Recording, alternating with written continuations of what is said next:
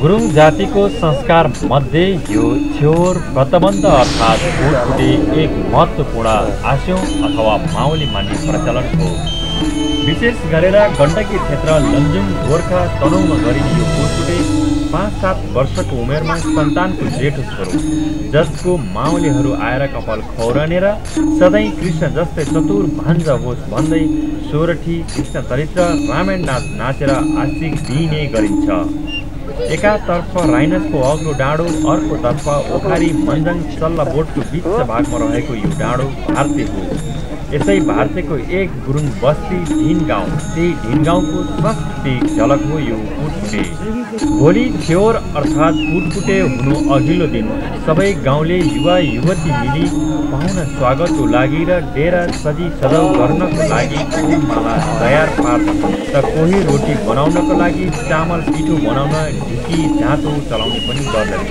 त बुढापाकाहरू पाहुना बस्ने डेरा भान्सा डेरा बनाउनतर्फ लाग्दछन्। फुटफुटेको दिन बिहानै माहुली आई भान्जाको कपाल काटी आशिक दिँदै यसरी नाच नाचेर सुरु गरिन्छ र यो नाच दिनभरि नै नाच्ने गरिन्छ।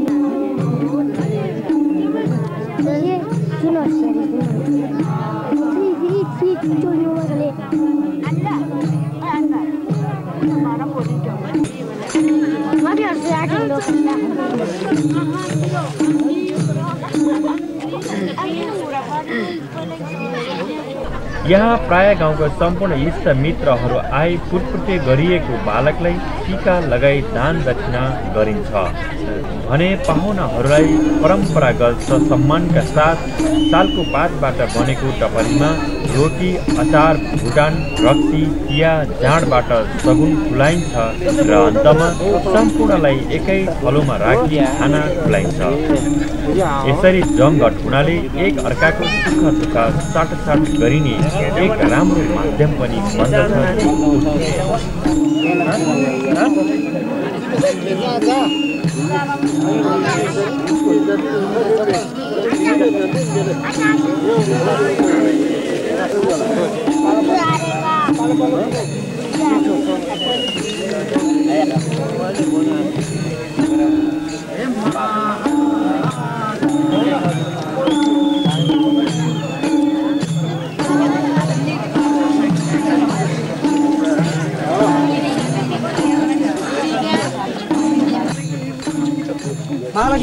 मावली पाहुनाहरूलाई स्वागत गराउन पुटपुटे जातका गाउँले सेलिब्रेटीहरूले फूलमाला लगाएर हास्यास्पद रमाइलो गरिने प्रचलन पनि रहिआएको छ।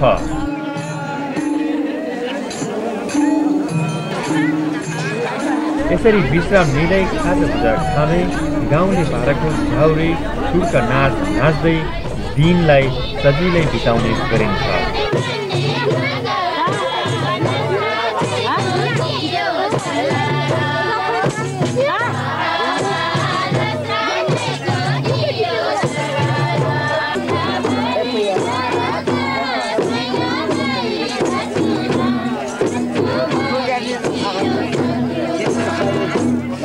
भने साँझ पुटपुटे अर्थात् छेउर दाताबाट दान दक्षिणा दिएर मावलीलाई विदाई गरिन्छ। तत्पश्चात मावलीले अन्त्येष्टि आशिक चरण नाच नाच्दछ भने अन्त्येष्टि साँझ युवा युवतीको परम्परागत थिएटर नाचबाट नृत्य प्रस्तुत गरी खोइ अर्थात् भोज खाने बेलामा भेटौँला भन्ने बाचा गर्दै पुटपुटे अर्थात् छेउरको अन्त्येष्टि गरिन्छ।